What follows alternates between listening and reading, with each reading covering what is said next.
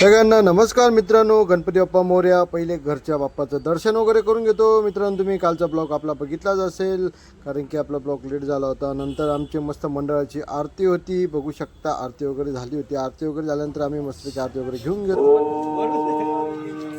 मोरया मोरया मी बाळ तांधे तुमचीच सेवा करू काय जाणे अन्याय मुझे कोट्यान कोटी मोरेश्वरा बाळ तू घाल पोटी मोरेश्वरा बाळ तू घाल पोटी मोरेश्वरा बाळ तू घाल पोटी.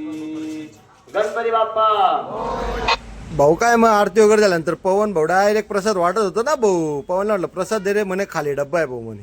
अरे काय म्हटलं तू, मग काय आमचे मोठ्या भाऊंचे मस्त फोटो वगैरे काढून घेतो. आणि मित्रांनो, आपल्या गणपती बाप्पाचं डेकोरेशन कसं दिसतंय ते आम्हाला कमेंट करून नक्की सांगा. नंतर माझी मुलगी रडत होती, मग तिला मी गणपती बाप्पाचं डेकोरेशन बघण्यासाठी घेऊन जातो. पहिले आम्ही जातो मोक्षिणी मंडळात, आणि मोक्षिणी मंडळाची मूर्ती किती छान आहे बघू शकता मित्रांनो. आणि मोक्षिणी मंडळ कुठे आहे आम्हाला कमेंट करून नक्की सांगा. नंतर मी घरी आल्यानंतर आपल्या मंडळाचं थोडंसं काम पेंडिंग होतं, कारण की ती बाप्पाची मशाल वगैरे अजून बाकी होती आपली लावायची.